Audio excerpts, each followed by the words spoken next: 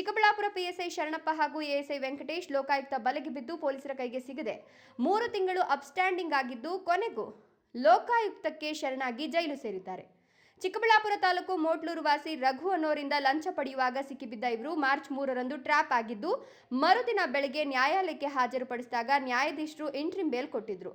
Objection ಕಾಲ್ ಮಾಡದೆ bale ನೀಡಿದ್ದನ್ನು ಪ್ರಶ್ನಿಸಿ ಲೋಕಾಯುಕ್ತರು bale ವಜಾಗೊಳಿಸಲು ಮರು ಅರ್ಜಿ ಹಾಕಿದ್ದ ಹಿನ್ನೆಲೆಯಲ್ಲಿ 9ರಂದು ಬೇಲ್ ಕ್ಯಾನ್ಸಲ್ ಮಾಡಿದ್ದರಾದರೂ ಅವರನ್ನು ಅರೆಸ್ಟ್ ಮಾಡಿ ವಶಕ್ಕೆ ಪಡೆಯುವಂತೆ ಆದೇಶ ಮಾಡಿರಲಿಲ್ಲ. ಹೀಗಾಗಿ ಪ್ರಕರಣವನ್ನು ಕ್ವಾಶ್ ಮಾಡುವಂತೆ ಈ ಇಬ್ಬರು ಉಚ್ಚ ನ್ಯಾಯಾಲಯಕ್ಕೆ ಮನವಿ ಸಲ್ಲಿಸಿದ್ರು. ಇದೇ ವೇಳೆ ಪೊಲೀಸರು ಲೋಕಾಯುಕ್ತ ಬಲೆಗೆ ಬಿದ್ದಿದ್ರು ಕೂಡಲೇ ಬೇಲ್ ಕೊಟ್ಟಿದ್ದಾರೆ ಅಂತ ಸಾಮಾನ್ಯ ಜನರ ಮಧ್ಯೆ ತಪ್ಪು ಸಂದೇಶ ಹೋಗಿತ್ತು. ಕಾನೂನಿನ ಮೇಲೆ ಗೌರವ ಇರೋದಿಲ್ಲ, ನ್ಯಾಯಾಲಯದ ಮೇಲೆಯೂ ನಂಬಿಕೆ ಕಳೆದುಕೊಂಡಂತೆ ಆಗುತ್ತೆ. ಆದ್ದರಿಂದ ಇಬ್ಬರ ಮೇಲಿನ ಬೇಲ್ ಕ್ಯಾನ್ಸಲ್ ಮಾಡಿ ಜೈಲಿಗೆ ಕಳಿಸಬೇಕು ಅಂತ ಜಿಲ್ಲಾ ನ್ಯಾಯಾಧೀಶರಿಗೆ ಮನವಿ ಮಾಡಿದ್ರು. ಈ ಎಲ್ಲ ಪ್ರಕ್ರಿಯೆಗಳನ್ನು ಗಮನಿಸಿದ ಪೊಲೀಸ್ ಇಲಾಖೆ ಕೂಡಲೇ ಇಬ್ಬರನ್ನು ಅಮಾನತು ಮಾಡಿ ಆದೇಶ ಹೊರಡಿಸಿತ್ತು. ಈ ಮಧ್ಯೆ ಹೈಕೋರ್ಟ್ಗೆ 2-3 ಬಾರಿ ಕ್ವಾಶ್ಗೆ ಮನವಿ ಮಾಡಿದ್ರು. ಅದಕ್ಕೆ ಅವಕಾಶ ನೀಡಿದ ನ್ಯಾಯಾಧೀಶರು ನಿನ್ನೆ ಅಂತಿಮವಾಗಿ ಮೊದಲು ಅವರನ್ನು ಶರಣಾಗಿಸುವಂತೆ ಆರೋಪಿಗಳ ಪರ ಲಾಯರ್ಗೆ ಖಂಡಿತವಾಗಿ ಆದೇಶಿಸಿದ್ರಿಂದ ವಿಧಿ ಇಲ್ಲದೆ ನಿನ್ನೆ ಸಂಜೆ ಬಂದು ಚಿಕ್ಕಬಳ್ಳಾಪುರ ಲೋಕಾಯುಕ್ತ ಕಚೇರಿಯಲ್ಲಿ ಇಬ್ಬರು ಶರಣಾಗಿದ್ದಾರೆ. ಇಲ್ಲಿನ ಡಿವೈಎಸ್ಪಿ ಪಿ ವೀರೇಂದ್ರ ಕುಮಾರ್ ಮತ್ತು ನಿರೀಕ್ಷಕ ಶಿವರಾಜ್ ಎಲ್ಲ ಪ್ರಕ್ರಿಯೆಗಳನ್ನು ಮುಗಿಸಿ ನ್ಯಾಯಾಲಯಕ್ಕೆ ಹಾಜರುಪಡಿಸಿ ರಾತ್ರಿ 10 ಗಂಟೆ ವೇಳೆಗೆ ಅಣಕನೂರು ಜೈಲಿಗೆ ಕಳಿಸಿದ್ರು. ಎಂದು ಮತ್ತೆ ನ್ಯಾಯಾಧೀಶರ ಬಳಿ ಮತ್ತೆ ಹಾಜರುಪಡಿಸಿದಾಗ ಅವರು ಈ ತಿಂಗಳ 14ರವರೆಗೂ ಕಸ್ಟಡಿಗೆ ನೀಡಿದ್ದಾರೆ. ಇನ್ನು ಈ ಇಬ್ಬರನ್ನ ಟ್ರ್ಯಾಪ್ ಮಾಡಿಸಿದ ಮೋಟ್ಲೂರು ರಘು ಮಾತನಾಡಿ, ನಾನು ಪಟ್ಟ ಶ್ರಮಕ್ಕೆಂದು ನ್ಯಾಯ ಸಿಕ್ಕಿದೆ.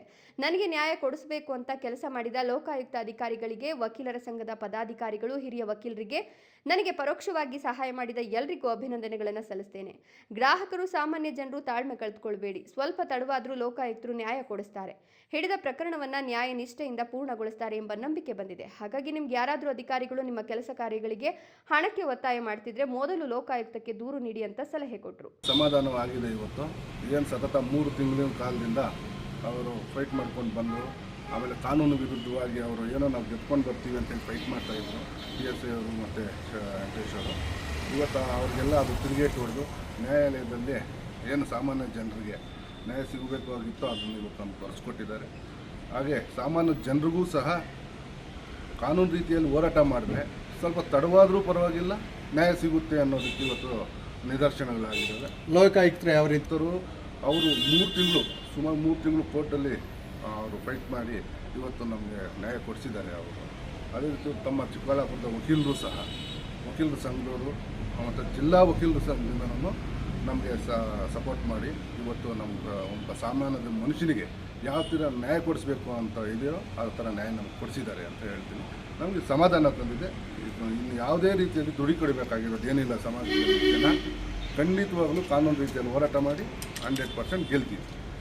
ಇನ್ನು ಪೊಲೀಸರಾದರೆ ಒಂದು ನ್ಯಾಯ, ಬೇರೆ ಇಲಾಖೆ ಅಧಿಕಾರಿಗಳಾದರೆ ಒಂದು ನ್ಯಾಯ. ಪೊಲೀಸರಾಗಿದ್ದರಿಂದ ಅವರನ್ನು ಬಂಧಿಸಿ ಜೈಲಿಗೆ ಕಳಿಸಿದ್ದಾರೆ ಅಂತ ಜನರು ಗುಸುಗುಸು ಮಾತನಾಡಿಕೊಳ್ತಿದ್ದಕ್ಕೆ ಇವತ್ತು ಬ್ರೇಕ್ ಬಿದ್ದಂತಾಗಿದ್ದು, ಲೋಕಾಯುಕ್ತ ಇಲಾಖೆ ಎಷ್ಟು ದಿನಗಳಾದರೂ ತಾವು ತೆಗೆದುಕೊಂಡ ಕೇಸನ್ನು ನ್ಯಾಯ ಒದಗಿಸಿಕೊಡುವವರೆಗೂ ಛಲ ಬಿಡದ ಕೆಲಸ ಮಾಡುತ್ತಾರೆ ಎಂಬ ನಂಬಿಕೆಗೆ ಪಾತ್ರರಾಗಿದ್ದಾರೆ.